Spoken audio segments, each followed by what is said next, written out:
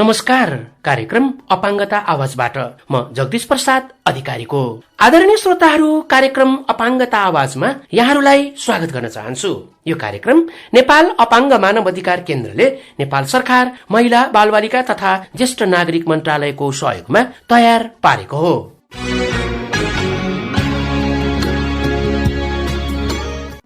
आजको अपाङ्गता आवाज रेडियो कार्यक्रम हामीले स्वर बलाइ सम्बन्धी अर्थात भगभगे अपाङ्गता भएका व्यक्तिहरूले भोग्नु परेका चुनौतीहरूका विषयमा तयार पारिएको एउटा सामग्री लिएर आएका छौं। साथमा साताभरिका अपाङ्गता सम्बन्धी गतिविधि पनि रहेका छन्।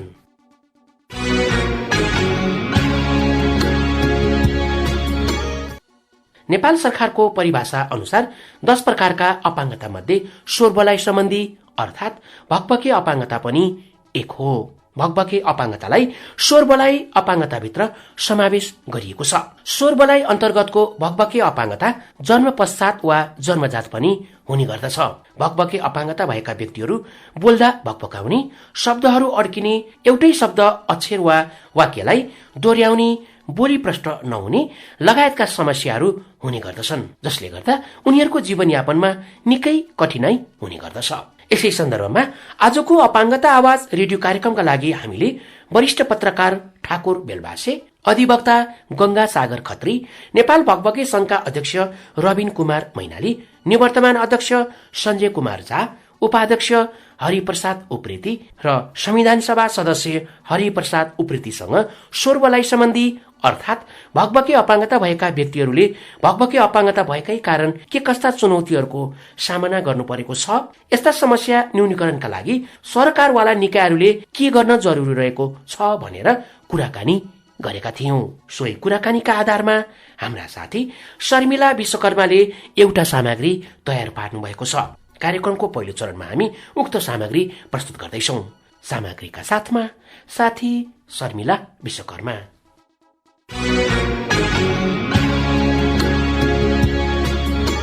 स्वर बोलाइ अन्तर्गतको भगभगे अपाङ्गता जन्मजात वा जन्म पश्चात पनि हुने गर्दछ।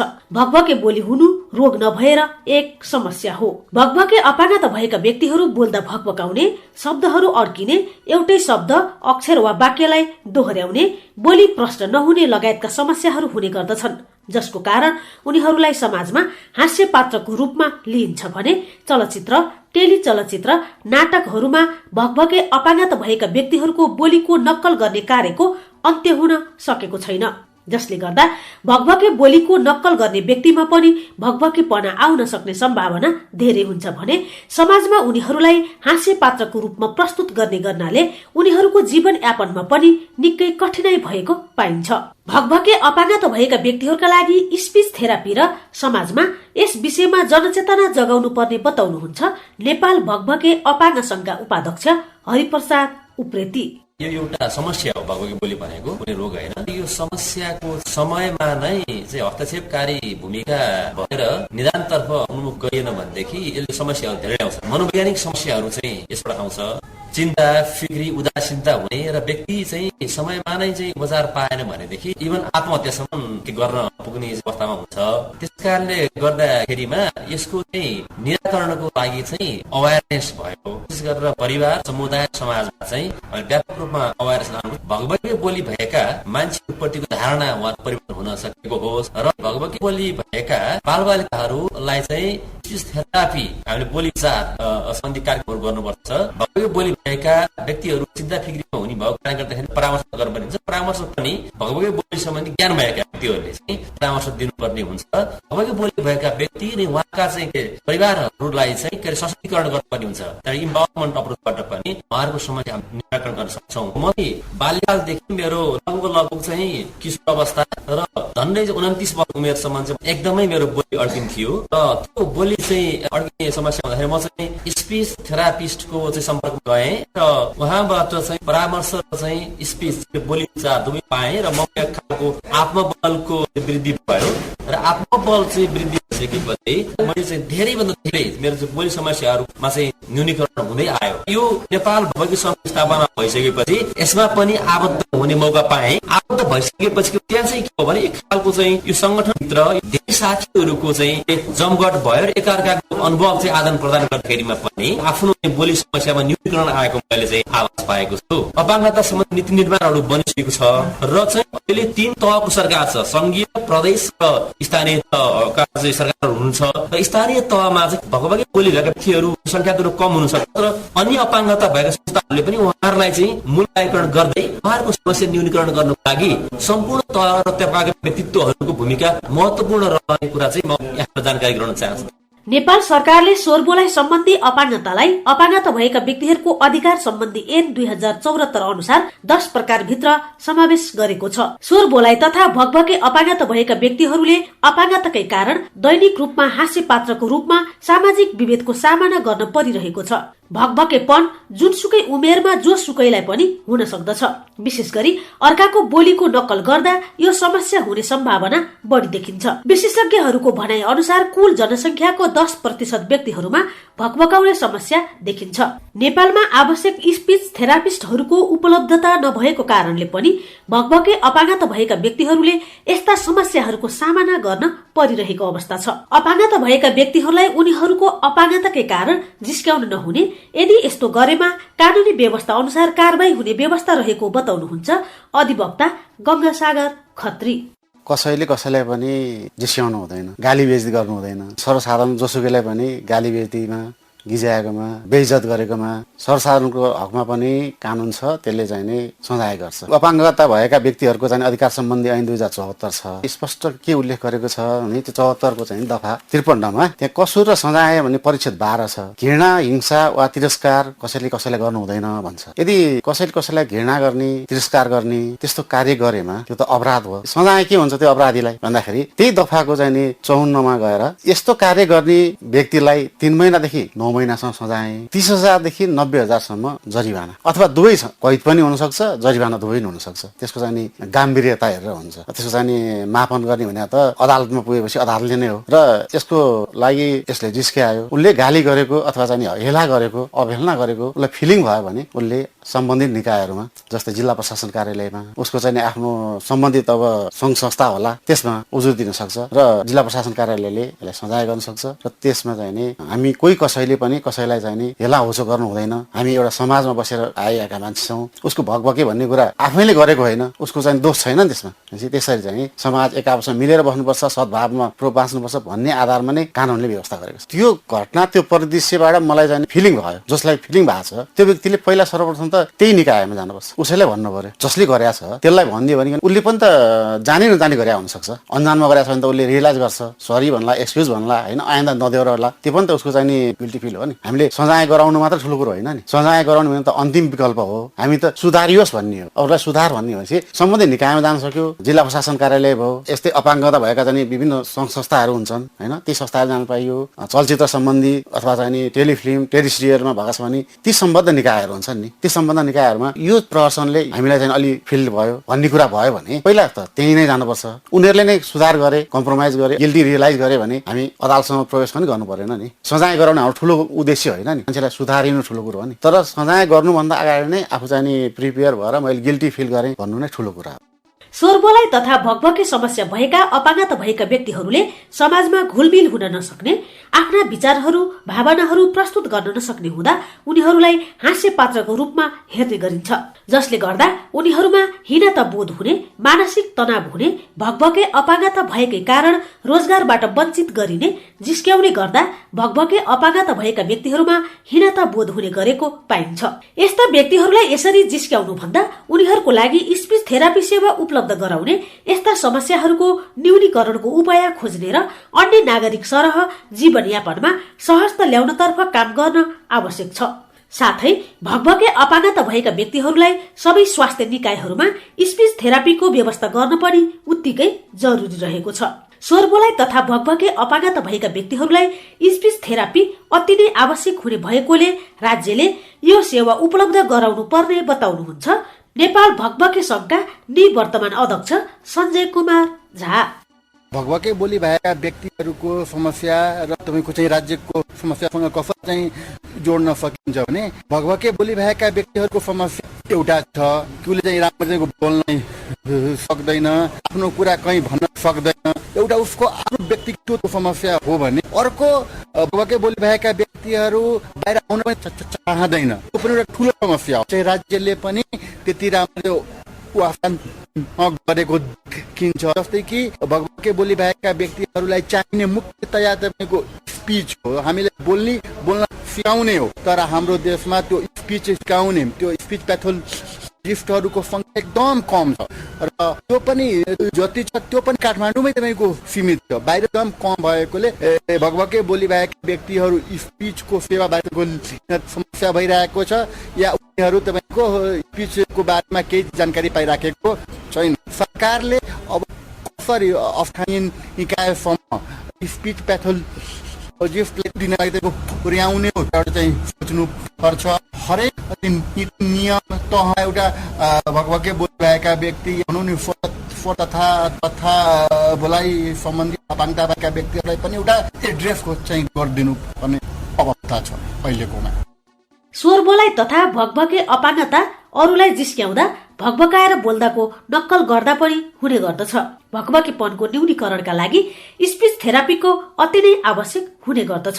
भगभकेपनले कतिपय स्वर बोलाइ अपाङ्गता भएका व्यक्तिहरूले सहजै रूपमा शिक्षा लिन, रोजगारीमा सहभागी हुन, कुनै पनि व्यवसाय सञ्चालन गर्न, समाजमा सहज रूपमा घुलमिल हुन सकेका छैनन्। किनकि यस्ता व्यक्तिहरूको बोली सुन्दा मान्छेहरू हाँस्ने, उनीहरूलाई जिस्क्याउने, उनीहरूको बोलीको नक्कल गर्ने र यस्ता व्यक्तिहरूप्रति नकारात्मक सोच राख्नाले पनि स्वर बोलाइ तथा भगभके अपाङ्गता भएका व्यक्तिहरूलाई जीवन यापनमा कठिनाइ हुने गरेको छ। अपाङ्गता भएका व्यक्तिहरूलाई राज्यले अवसर तथा संरक्षण प्रदान गर्नुपर्ने बताउनुहुन्छ संविधान सभा सदस्य हरिप्रसाद उप्रेती। अपाङ्गता भएका व्यक्तिहरूलाई पनि यो देशका नागरिक, यो देशको राज्यको मायाबाट उनीहरू अलिकति टाढा हुनु हुँदैन भन्ने भावनाका साथ अपाङ्गता भएको व्यक्तिहरूको राज्यको संरचनामा आवश्यकता छ भनेर उहाँहरूको सिटहरू रिजर्भ राखिएको छ, कोटा राखिएको। कुनै पनि अपाङ्गता, कुनै पनि साङ्ग भन्दा कमजोर हुनु हुँदैन। उनीहरूलाई साङ्ग सरल बनाउनको निम्ति, बराबरी बनाउनको निम्ति राज्यले विशेष किसिमको आरक्षण, विशेष किसिमको अधिकार दिनुपर्छ। मूल कुरो संविधानमा समावेश छ। अब त्यसलाई कुन कुन क्राइटेरियाहरू चाहिँ त्यसमा समावेश गर्ने भन्ने कुरा अब ऐन नियमद्वारा नियमन गर्न सकिन्छ। त्यसलाई हिंताबोध, म कमजोर भन्ने अलिकति पनि गर्न नपर्यो, त्यो राज्यले अनुभूति गराउनु पर्छ।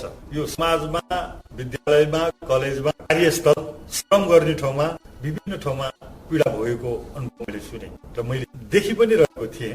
यो एउटा एक व्यक्तिले यस्तो यसले भन्यो, यसरी हाँस्यो, यसरी गिज्यायो, खिल्ली उडायो भनेर हिँड्नुभन्दा जुन एक ठाउँमा जुन संगठित हुनुभयो, हामी संगठित हुनैपर्छ।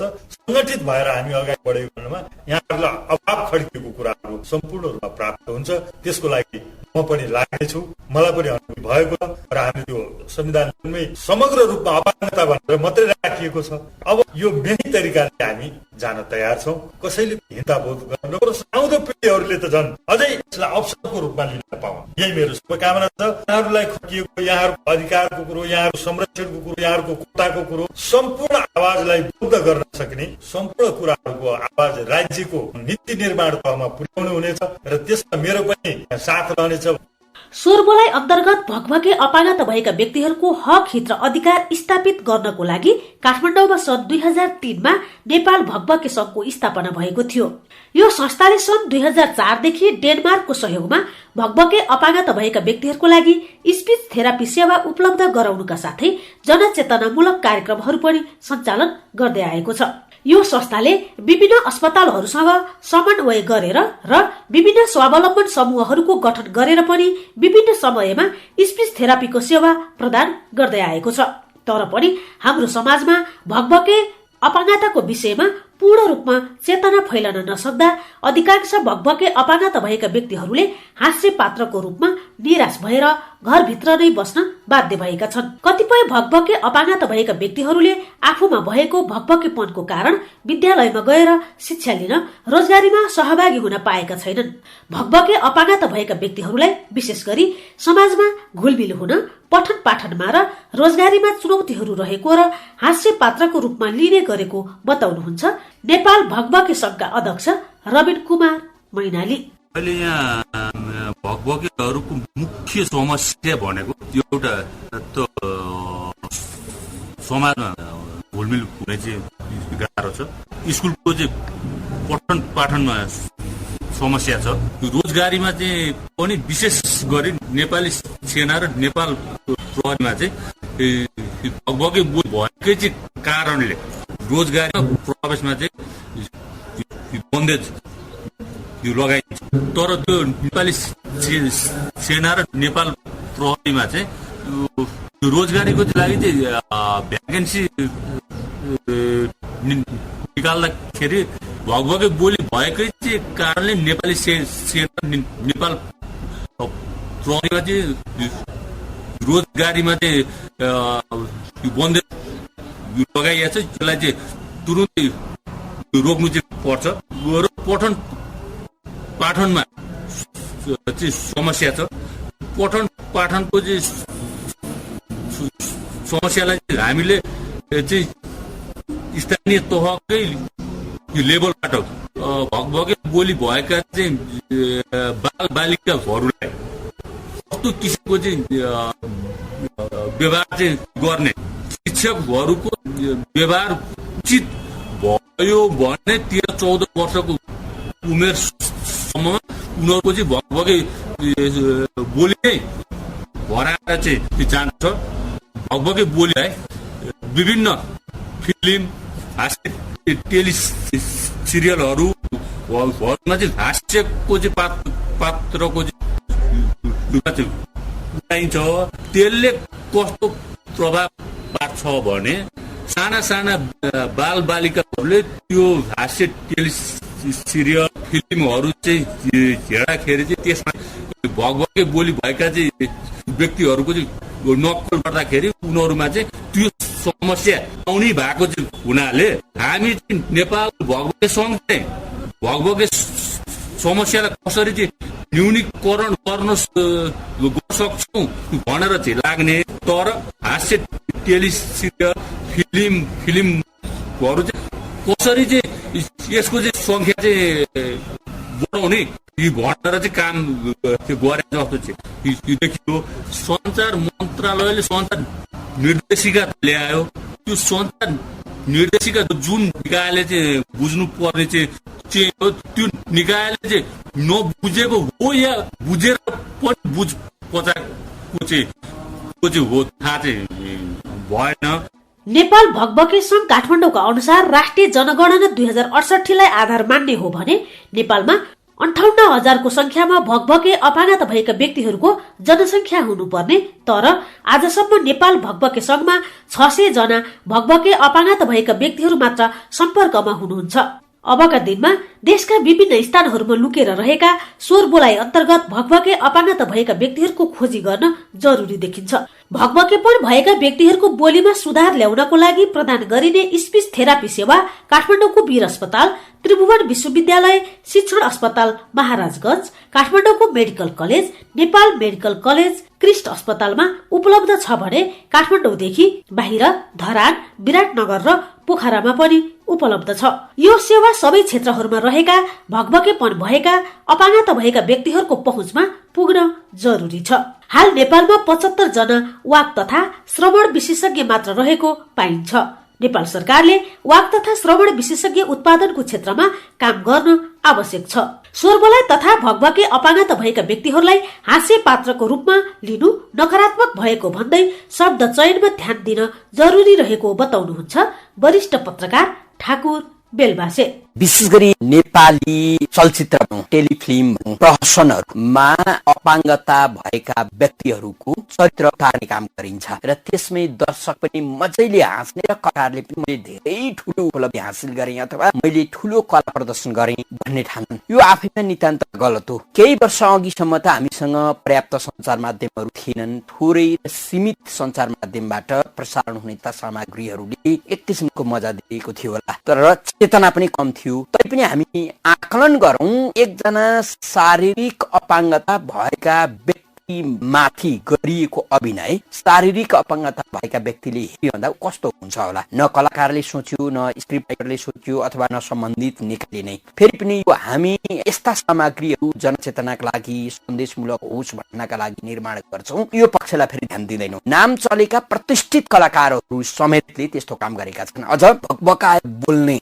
व्यक्तिहरूलाई अझ बढी मजाकको पात्र बनाइएको छ। हामी कहाँ दुर्भाग्य के हो भने हास्य प्रधान सामग्री निर्माण गर्नका लागि अरू सामग्री भएन, क्रिएटिभिटी भएन र एउटा पात्रलाई खडा गरेर त्यो पात्रमाथि मजाक गरियो। भकभकाउने कोही पात्र हुनुहुन्छ र उहाँले त्यस्तो टेलिफिल्म चलचित्रमा अथवा अरू केही सामग्रीमा हेर्दै हुनु पढ्दै हुनुहुन्छ भने सदस्यका अगाडि उहाँलाई कति पीडा हुन्छ होला, यो हामी सोच्दैनौँ। यो नै दुर्भाग्य हो। फेरि नराम्रा पात्र अपाङ्गता भएका व्यक्ति छैनन् समाजमा, त शारीरिक सबलता भएका व्यक्तिले नै नराम्रो गरेका छन्। त्यदि प्रतिनिधि पात्र उभ्याउने हो भने यसकारण उनीहरूले त राम्रो पक्षमा राम्रो दृष्टान्तमा पो प्रयोग गर्ने हो त, नराम्रो दृष्टान्तमा प्रयोग गरिएको छ। अब जनचेतना वृद्धि भएको छ। अब चाहिँ शब्द चयनमा पनि ख्याल गर्नुपर्छ। पात्रलाई लिएर अभिनय गरिएका चलचित्र भन्नुहोस्, टेलिफिल्म भन्नुहोस्, अथवा प्रहसन भन्नुहोस्, अरू नाटक अथवा जेसुकै भन्नुहोस्, त्यस्ता चिजलाई बहिष्कार गर्नुपर्छ। झुकेर पनि अपमान गर्ने शब्द प्रयोग गर्नु हुँदैन। मेरो अज्ञान ठाउँमा छ, तर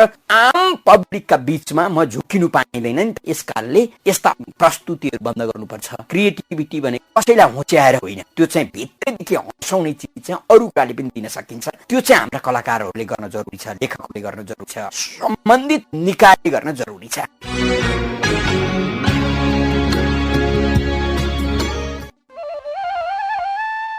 प्रमुखज्यू नमस्कार।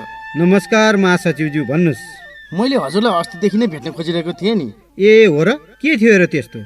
ल भन्नुहोस् न, मैले के गर्नु पर्यो तपाईँलाई? हाम्रो नगरपालिका अनि सम्पूर्ण वडा कार्यालयहरू अपाङ्गता मैत्री बनाउनु पर्यो भनेर भेट्न खोजेको नि प्रमुखज्यू।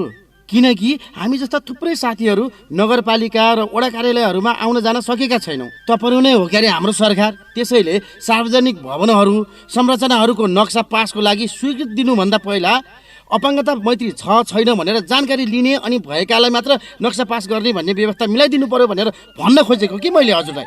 ओहो, तपाईँले त साह्रै महत्त्वपूर्ण सल्लाह पो दिनुभयो त। ल, म आजै कार्यालयमा सल्लाह गरेर यो कार्यको लागि आवश्यक प्रक्रियाहरू अगाडि बढाउनेछु। हो, हाम्रो गाउँपालिका नगरपालिकाहरू हाम्रा स्थानीय सरकार भएको हुँदा अपाङ्गता मैत्री भौतिक संरचना निर्माणको लागि हामी आफ्नो स्थानीय तहबाट अगाडि बढाउँ। OSF को सहयोगमा नेपाल अपाङ्ग मानव अधिकार केन्द्र।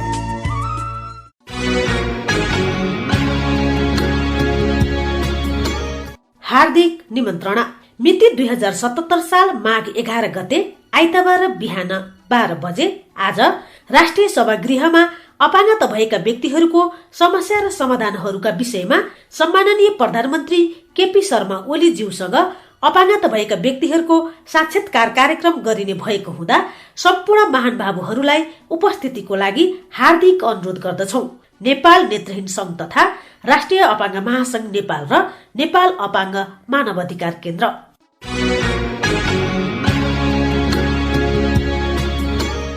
श्रोताहरू, कार्यक्रममा अबको पालो रहेको छ व्यापारिक विश्रामको।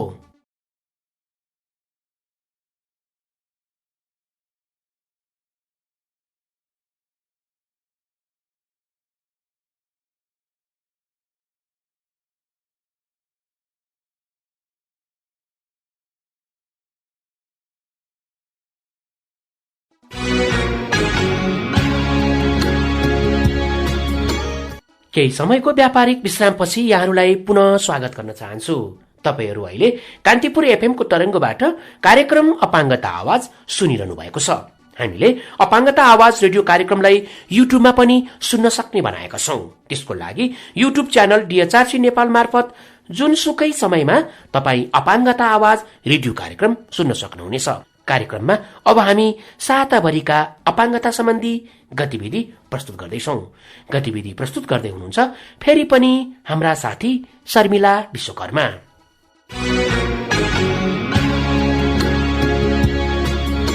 नेपाल अपाङ्ग महिला संघको आयोजनामा हिंसा विरुद्ध समाजसेवी साझेदारी परियोजना अन्तर्गत कोभिड-19 को महामारीले अपाङ्गता भएका महिलाहरूलाई पारेको प्रभावको बारेमा भर्चुअल अनलाइन मार्फत अपाङ्गता भएका महिलाहरूको सार्वजनिकीकरण गरिएको छ। यसै क्रममा सागर प्रसाईले सो र्यापिड एसेसमेन्ट सर्वेको प्रस्तुति गर्नुभएको थियो। त्यसै गरी अपाङ्गता अधिकार र विकासका लागि क्रियाशील नेपालका कार्यकारी निर्देशक डाक्टर वीरेन्द्रराज पोखरेलले नेपाल अपाङ्ग महिला संघले गरेको यो सर्वेलाई आधार बनाएर आगामी कार्यक्रमको योजना बनाउन सहज हुने बताउनुभयो।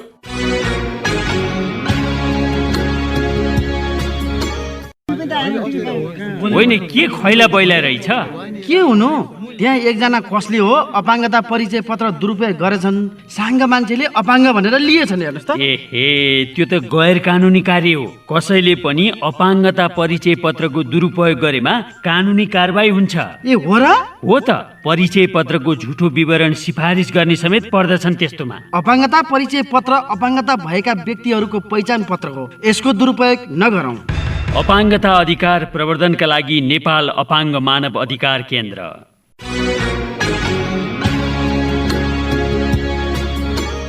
श्रोताहरू, तपाईलाई आजको अपाङ्गता आवाज रेडियो कार्यक्रम कस्तो लाग्यो? कार्यक्रमका बारेमा आफ्नो सल्लाह सुझाव अथवा प्रतिक्रिया लेखी हामीलाई पोस्टबक्स नम्बर 19408 मा पत्राचार गर्न सक्नुहुनेछ। साथै इमेलको सेवा प्रयोग गर्नुहुने साथीहरूले dvoice@dhrcnepal.org.np मा इमेल पनि गर्न सक्नुहुनेछ। अथवा हाम्रो कार्यालयको फोन नम्बर 014911 र 014911 मा फोन पनि गर्न सक्नुहुनेछ। आजको अपाङ्गता आवाज कार्यक्रम यति नै। अर्को आइतबार रेडियो कान्तिपुरको तरंगमा बिहान 7:30 बजे उपस्थित हुने नै छौं। सुन्न नभुल्नुहोला। आजको कार्यक्रमको निर्धारित समय सकिसकेको छ। प्राविधिक मित्रलाई धेरै धेरै धन्यवाद दिँदै कार्यक्रमबाट साथीहरू शर्मिला विश्वकर्मा, भूमिकला पौडेलका साथै म जगदीश प्रसाद अधिकारी पनि बिदा चाहन्छौ। नमस्कार।